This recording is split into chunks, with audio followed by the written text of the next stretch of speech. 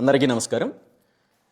తిరుమలలో guest house నిర్మాణానికి ఇచ్చే అనుమతుల విషయంలో ముఖ్యమంత్రి చంద్రబాబు నాయుడు గారు బీసీల పైన చూపించే కపట ప్రేమ మరొకసారి బయటపడింది. తిరుమలలో ఎవరైనా దాతలు గెస్ట్ హౌస్ నిర్మాణం చేయదలుచుకుంటే ముందుగా టీటీడీ బోర్డుకి లేఖ రాస్తారు. టీటీడీ బోర్డు అప్రూవ్ చేసిన తర్వాత దాన్ని ప్రభుత్వానికి పంపిస్తే ప్రభుత్వం ఇచ్చే అనుమతుల ప్రకారము అక్కడ గెస్ట్ హౌస్ నిర్మించి దాన్ని టీటీడీకి అప్పచెప్తుంది తప్ప దాతలు దాన్ని మేనేజ్ చేయడానికి కుదరదు.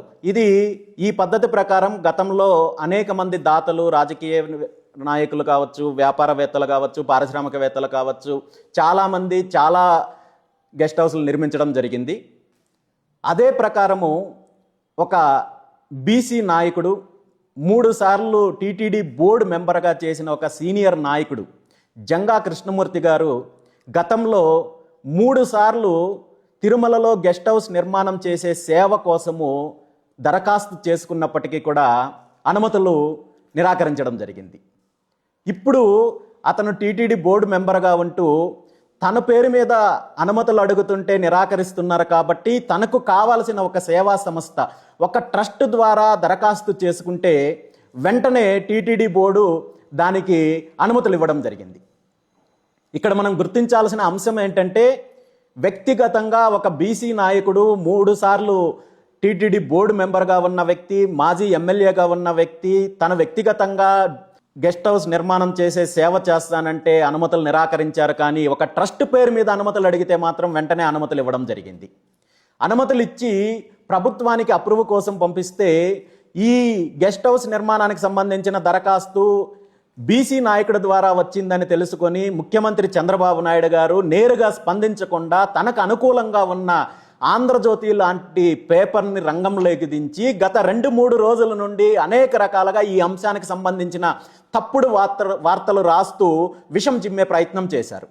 ఈ తప్పుడు వార్తలను అడ్డం పెట్టుకొని ప్రభుత్వము ఈ గెస్ట్ హౌస్ నిర్మాణానికి సంబంధించిన అనుమతుల్ని రద్దు చేయడం జరిగింది. రద్దు చేయడంతో పాటు జంగా కృష్ణమూర్తి గారి చేత బలవంతంగా రాజీనామా చేసే ప్రయత్నం జరిగింది. దీని మొత్తానికి కూడా ముఖ్యమంత్రి చంద్రబాబు నాయుడు గారి కారణము, ఆయన పర్యవేక్షణలో జరిగిన తతంగం తప్ప ఇది మరొక్కటి కాదు. గతంలో కూడా అనేక సార్లు బీసీల మీద దాడి చేయాలన్నా, లేదంటే బీసీల పైన కుట్ర చేయాలన్నా, బీసీల పైన విషం చిమ్మాలనుకున్నా కానీ ముఖ్యమంత్రి చంద్రబాబు నాయుడు గారు తనకు అనుకూలంగా ఉన్న ఏదైతే ఆంధ్రజ్యోతి పేపర్ కానీ, ఈనాడు పేపర్ కానీ, ఈ 2 పేపర్లని అడ్డం పెట్టుకొని ఇలాంటి కుట్రలు చేసిన సందర్భాలు అనేకం మనం చూసాము. ఇప్పుడు అదే ప్రయత్నము కొనసాగుతోంది.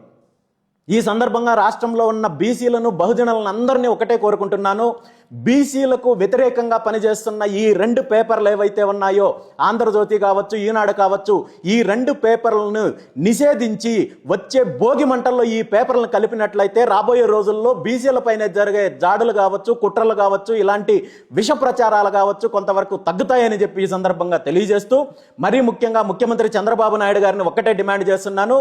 గతంలో బీసీల పైన మీరు అనేక కుట్రలు చేశారు. ఉత్సవ విగ్రహాలు లాంటి పదవులను అడ్డం పెట్టుకొని ఏ విధంగా మీరు వేధించారు, ఏ విధంగా కుట్రలు చేశారో, ఏ విధంగా విష ప్రచారాలు చేయించారో ఈ రాష్ట్ర ప్రజలకు ఎవ్వరికీ తెలియని విషయం ఏం కాదు. ఇప్పుడు మీరు ఇప్పటికైనా మీరు చేసిన తప్పుని సరిదిద్దుకొని బీసీ నాయకుడు అతనికి టీటీడీ బోర్డు చైర్మన్ పదవి కల్పిస్తామని చెప్పి ఆశ చూపించి వేరే పార్టీ నుండి మీ పార్టీలోకి తీసుకున్న తర్వాత మళ్ళీ ఉత్సవ విగ్రహం లాంటి బోర్డు మెంబర్ పదవి అప్పచెప్పి ఈరోజు గెస్ట్ హౌస్ నిర్మించి భగవంతుడి సేవ చేయాలనే ఆలోచనతో ముందుకొస్తే దాన్ని ఈ విధంగా కుట్ర చేసి తప్పుడు ప్రచారాలు, విష ప్రచారం ద్వారా అడ్డుకోవడం చాలా నీచమైన చర్య.